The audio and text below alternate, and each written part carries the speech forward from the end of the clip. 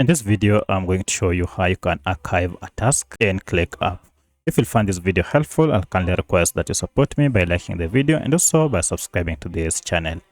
Alright, so the first thing you need to do is to go to the task that you want to archive. And once you are on it, you can see we have these three dots. If you click on it, you can see we have this option, archive.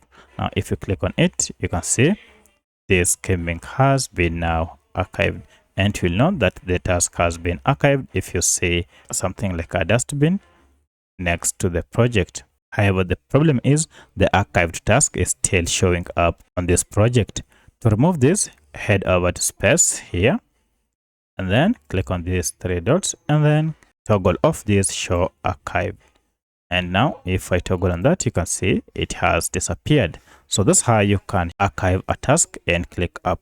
If you have any other question, kindly let me know in the comment section. Otherwise, thanks for watching and let's meet in the next video.